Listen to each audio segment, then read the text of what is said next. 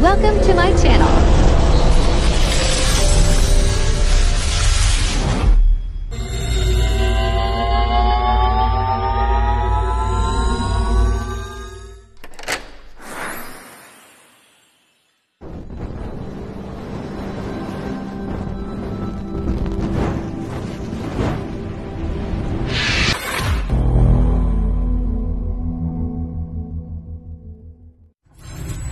Enjoy watching.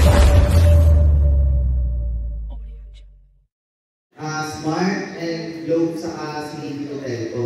So, as per national government po, mandated po ng government na hindi na allowed ang mga telecom companies na magtayo ng sa kanya-kanya nilang tower. Kaya po nagpatupad ang government natin, ang national government, na isang tower shared power. Para po, yung mga telecom companies is gagamitin na lang po yung tower na itatayo ng mga tower companies. So, may possibility po if ever na matayo po yung tower dito sa inyo. Asahan po ninyo na last na po siyang tower since pwede po siyang gamitin ng ibang telecom companies. So, iniiwasan po kasi ng national government natin na ma-occupy tayo ng masyadong maraming tower. Since pag meron po tayong different telecom companies, lahat po sila uunahan pumasok sa isang area.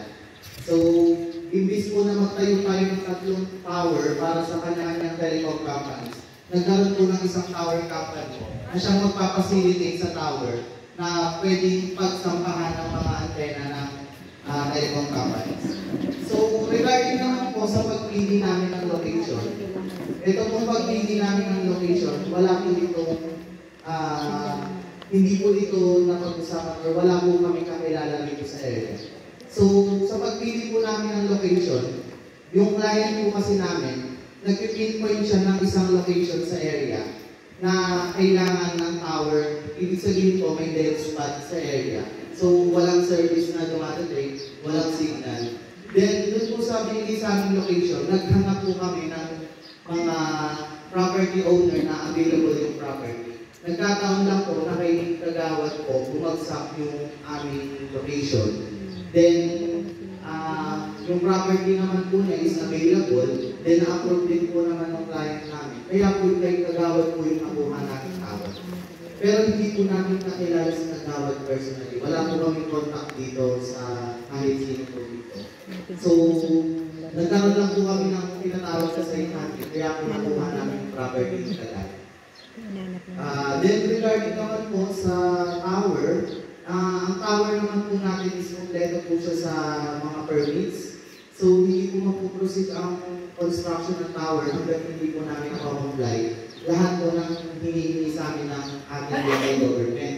Katulad po ng building permit, lahat po ng classic clearance, barangay clearance, or barangay resolution. Lahat po yun, ipinakomply namin bago po kami mag-construct ng tower. And ang tower po natin is, dumaan po siya sa lahat ng pagsusuri. Nagkakandak po tayo ng structural investigation. Then, yung tower po natin is, naka-design din po siya na maitayo sa property na capable na mag-handle ng tower. So, yung lupa po ni Doc, bago po siya tayo ng tower, ay nagawad po, sorry. Bago po siya tayuan ng tower, yung lupa po niya mismo, sinisurvey po yun ng ating mga bidet. So, tinitest nila yung lupa po kung capable siya matayuan ng tower. So, regarding sa safety naman po, yung common na concern natin regarding radiation, ang tower naman po na tinatayo sa Pilipinas is meron po siyang DOH approval. Then, yung regarding radiation po, currently po kasi kahit po sa ibang bansa, hindi pa po napapatunayan na ang radio frequency radiation is may direct effect sa tao. So, dito po sa area natin, kahit po wala pa pong cell site tower, exposed na po tayo sa radio frequency radiation. Lahat naman po tayo siguro may TV sa bahay, may radio. Yun po, pare-parehas na po sila ng ini-emit na radiation, which is yung radio frequency radiation. So kahit po wala pa pong tower dito, exposed na po tayo sa RF radiation po. Yun po.